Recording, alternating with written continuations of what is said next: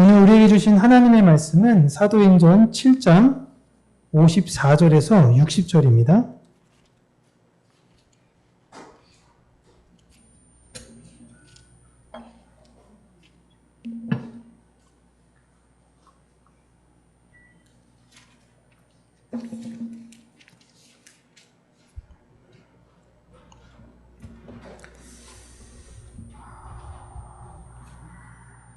사도행전 7장 54절에서 60절입니다. 사실 7장을 전체를 다 해야 되는 건데 그냥 뒤에 내용만 신약성경 199쪽이에요.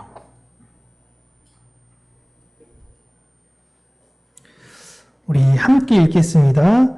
그들이 이 말을 듣고 마음에 찔려 그를 향하여 이를 갈거늘 스데반이 성령 충만하여 하늘을 우러러 주목하여 하나님의 영광과 및 예수께서 하나님 우편에 서신 것을 보고 말하되 보라 하늘이 열리고 인자가 하나님 우편에 서신 것을 보노라 한데 그들이 큰 소리를 지르며 귀를 막고 일제히 그에게 달려들어 성 밖으로 내치고 돌로 칠세 증인들이 옷을 벗어 사울이라 하는 청년의 발 앞에 두니라. 그들이 돌로 스데반을 치니 부르짖어 이르되 주 예수여 내 영혼을 받으시옵소서 하고 무릎을 꿇고 크게 불러 이르되 주여 이 죄를 그들에게 돌리지 마옵소서 이 말을 하고 자니라. 아멘. 오늘 설교 제목은 하나님 백성들에게 죽임당한 의인들이라는 제목입니다. 굉장히 제목 자체가 역설적이지 않습니까? 하나님의 백성들이 의인들을 돌보고 보호해야 하는데 도리어 하나님의 백성들이 의인을 죽이더라라는 것입니다. 우리가 이런 것들은 우리 실생활에서도 뉴스를 통해 많이 접하기도 합니다. 축구를 잘했던 사람들이 축구협회에 의해서 죽임을 당하기도 하고 쇼트트랙을 잘했던 선수가 빙상협회에 의해서 죽임을 당하기도 하는 모습들인 거죠. 이제 그러한 일들이 하나님의 백성들에게서는 일어나서는 안 되는 것인데 그런 일이 동일하게 일어나고 있음을 오늘 성경은 폭로하고 있습니다. 지금 거짓 증인의 고발로 인해 공회가 열렸어요. 쉽게 얘기하면 재판이 열렸습니다. 근데 그 재판이 합한 재판이냐라는 것이 아니라 거짓 증인들의 거짓 고발로 이루어진 재판이 열린 것입니다.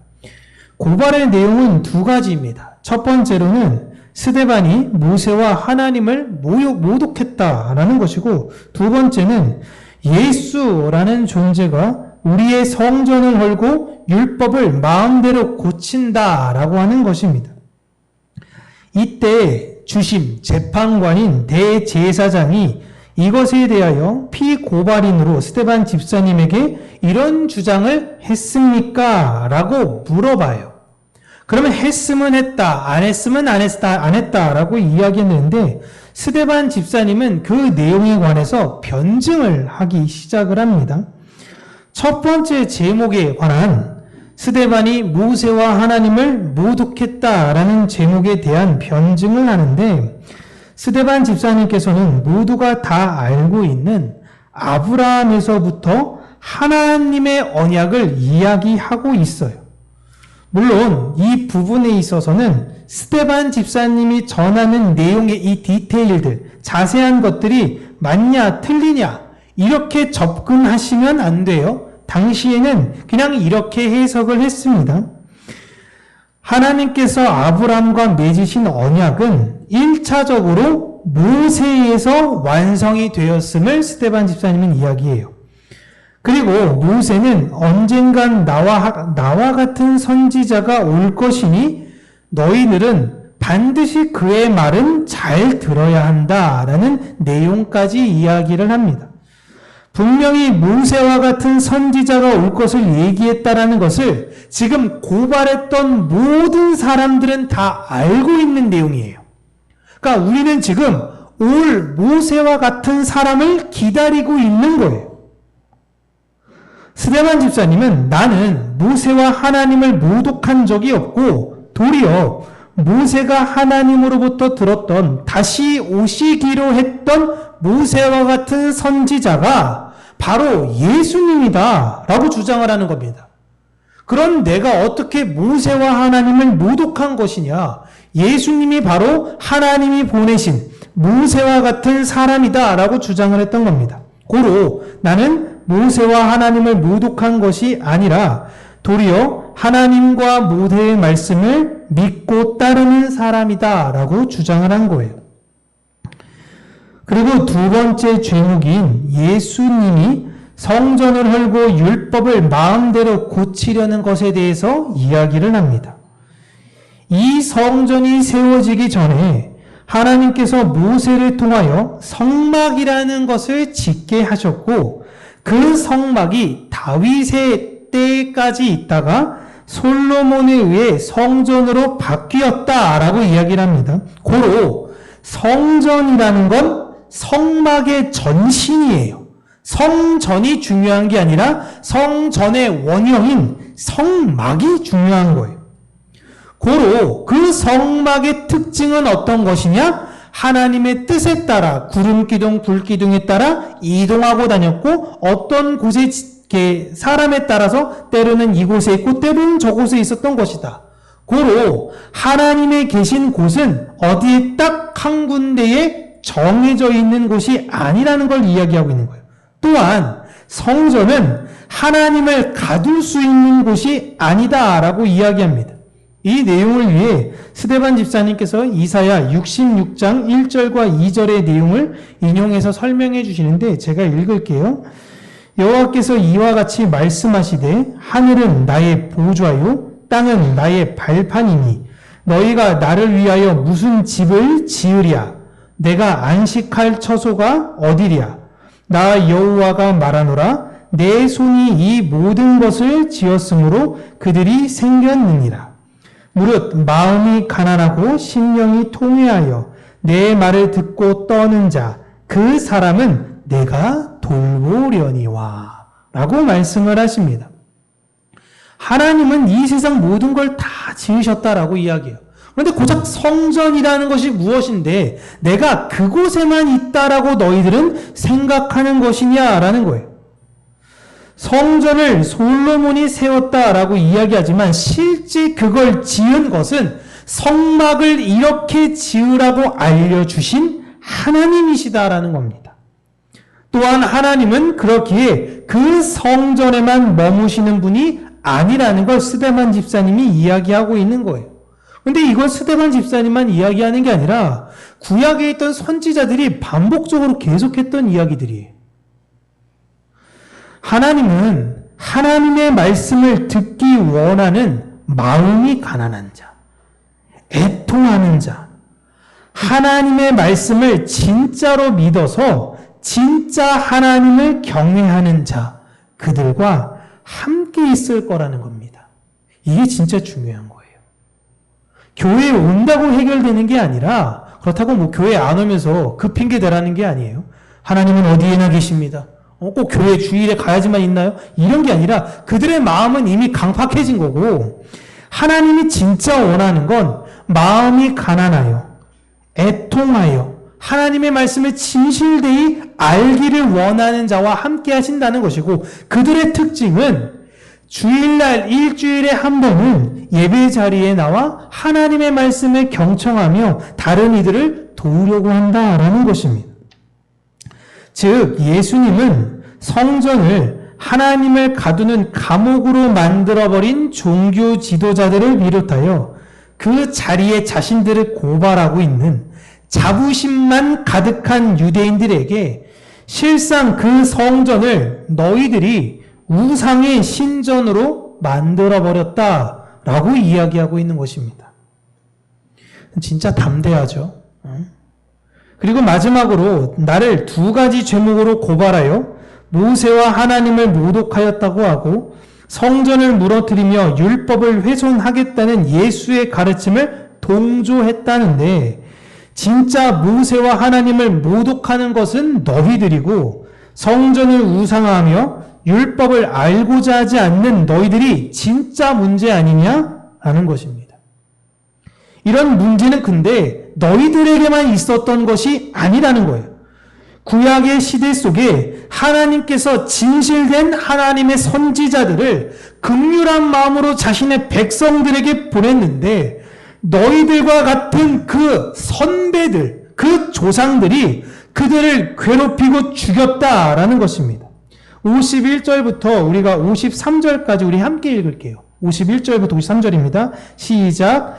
목이 곧고 마음과 귀에 할례를 받지 못한 사람들아, 너희도 너희 조상과 같이 항상 성령을 거스르는도다. 너희 조상들이 선지자들 중에 누구를 박해하지 아니하였으며 의인이 오시리라 예고한 자들을 그들이 죽였고 이제 너희는 그 의인을 잡아준 자요 살인한 자가 되나니 너희는 천사가 전한 율법을 받고도 지키지 아니하였도다 하니라. 그러자 사람들은 스데반 집사님의 이야기가 마음이 너무 불편하고 있었어요.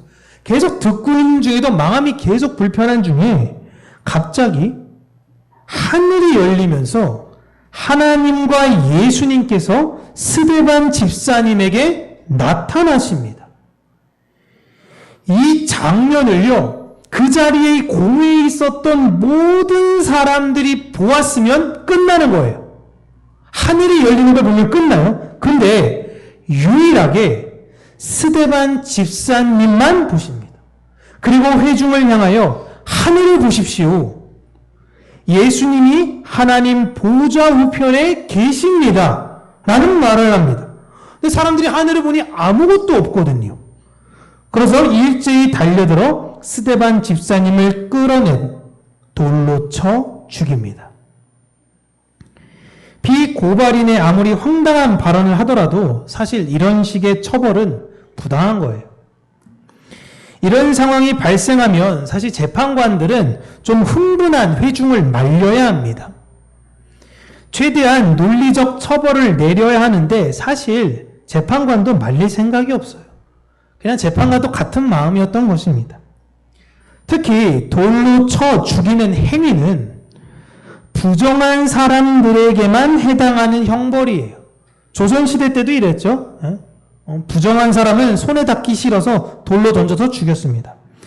돌로 쳐 죽이는 죄에 대해서 제가 이제 항목을 이렇게 적었는데 우상 숭배, 안식일에 일을 하는 행위, 하나님을 저주하는 행위, 약혼한 여인, 결혼한 여인과 간음하는 경우, 폐역한 자녀, 동성애자, 짐승과 행음한 자, 거짓 예언자, 다른 신을 섬기게 유도하는 예언자나 꿈꾸는 자, 마술과 신접한 자.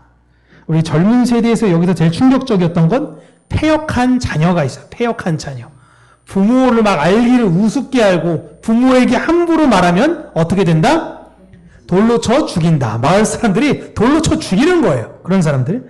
근데 좀 더 나아가서는 늘 술에 진탕 취해가지고 마을에서 술 취한 모습이 보이고 폐역한 모습이 보인 아들은 돌로 쳐 죽이라 라고 이야기를 했습니다. 많은 사람이 죽었겠어요. 네? 이 중에 스데반 집사님은요, 뭐 하나님을 저주하는 행위라고는 하지만 다른 신을 섬기게 유도하는 예언, 꿈꾸는 자, 거짓 예언자로 몰아서 돌로 쳐 죽였던 것입니다. 그렇다면 하나님께서 스데반 집사님께서 이러한 변론을 하실 때 나타나지 않으셨으면, 하늘이 안 갈라졌어, 아무 일도 없었으면 최소한 돌에 맞아 죽지는 않을 수도 있는 건 아닐까요?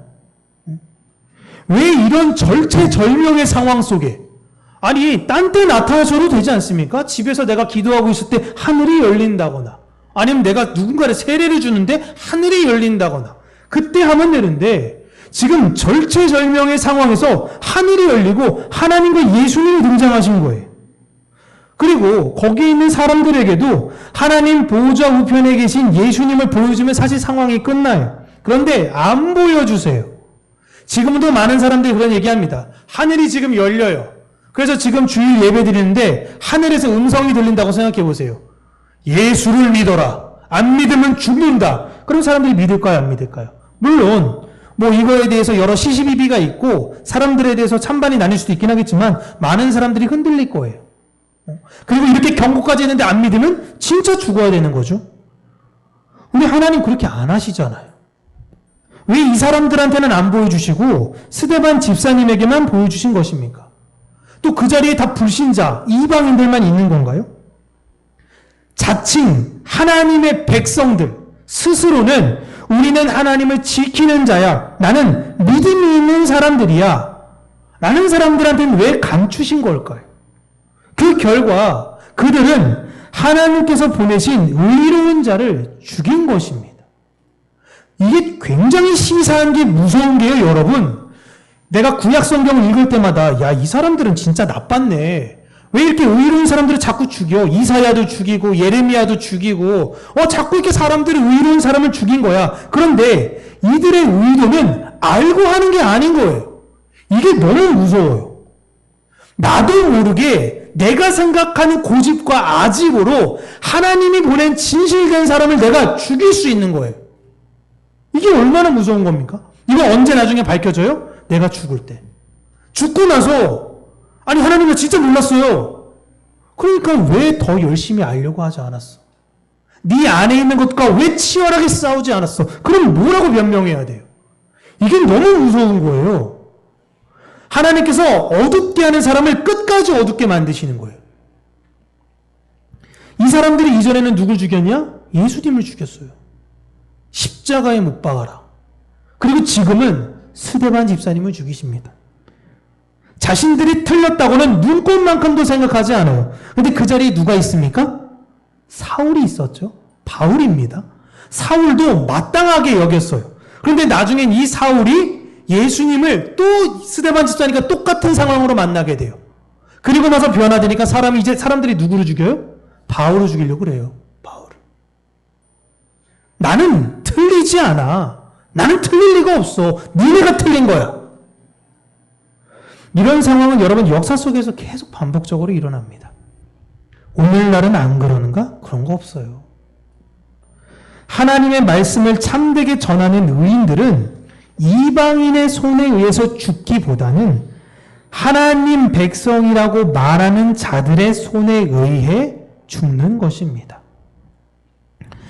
이들은 자신이 진리를 따른다라고 생각했지만 하나님은 이들에게 진리를 가르쳐줄 마음이 전혀 없으셨어요. 너무나 비극적 역할을 부여받은 사람들입니다. 평생을 하나님을 믿었다라고 생각했는데, 나는 평생을 하나님을 알았다라고 생각했는데 내 역할은 무엇이냐? 예수를 죽이는 것, 스데반을 죽이는 것, 사도 바울을 쫓아가서 죽이는 것. 그런데 이 스데반 집사님께서 자신을 욕하고 돌을 던지는 무리들을 동일하게 비난하고 원망하지 않습니다. 맞은 돌을 주워다가 그 사람들한테 다시 던지지 않았어요. 응?